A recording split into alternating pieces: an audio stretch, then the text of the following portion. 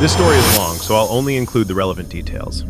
I'm 23 now, recently finished college. My family has lived in the same two-story corner house for almost my entire life, in a quiet, gated neighborhood. The kind of place where people jog in the mornings and kids leave bicycles on lawns without fear. My room is on the second floor, facing the main road. My mom's small home office is downstairs, also facing the same road. Those two windows are important. Everything started when I was around 11. One weekend morning, I came downstairs for breakfast and overheard my parents talking in low voices in the kitchen. My mom sounded nervous. My dad kept repeating, "It happened again." When I asked what they were talking about, they immediately stopped and told me it was nothing. A few days later, my older sister told me what had happened. My mom sometimes worked late on her laptop in the living room. One night, around 1 a.m., she noticed a motorcycle parked across the street. The engine was off. No lights. Just a rider sitting still, helmet on, facing our house. At first, she thought maybe it was a delivery guy checking his phone. But after 10 minutes, he still hadn't moved. She kept glancing out every few minutes. At some point, she went to the kitchen for water, and when she returned, the motorcycle was gone. The next morning, our neighbor mentioned seeing the same bike parked in front of another house at 3 a.m. My parents dismissed it as coincidence. For a few years, nothing major happened. Then, when I was 15, I experienced something myself. I used to stay up late playing games. One night, around midnight, I noticed a faint red glow outside my window. I turned off my room light and peeked out. Across the street, a car was parked with its headlights off. But inside the car, I could see the faint red glow of a camera, recording light pointed directly toward our house. I watched for a minute, frozen. Then I crouched below the window and slowly stood again.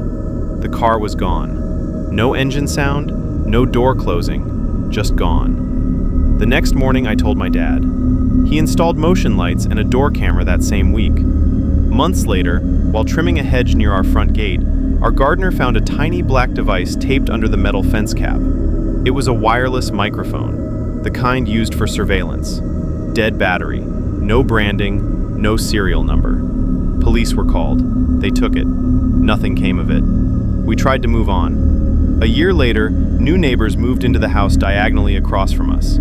A middle-aged man living alone, quiet, no visitors.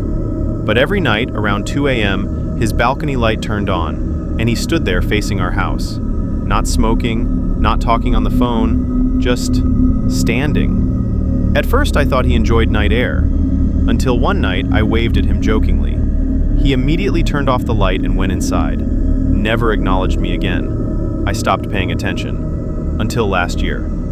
My family went to Singapore for a vacation. On the second day, while walking through a busy shopping street, I suddenly noticed a man across the road. Same build, same posture, same way of standing still, slightly leaning forward. The neighbor. I told myself I was imagining it. But when I slowed down, so did he. When I crossed the street, he turned away and walked into a metro station. I didn't tell my family that day. 2 nights later, I woke up in the hotel to use the bathroom. The curtains weren't fully closed. Through the small gap, I saw a figure on the opposite building's rooftop. A faint green light blinked near his face, like a night vision device. Facing our room, I closed the curtain. My hands were shaking. The next morning, my dad checked the door camera back home remotely. Nothing suspicious recorded. No proof, no evidence. Just a decade of strange events, all revolving around people watching our house. I don't know who they are. I don't know why us. But I know one thing. They never stopped.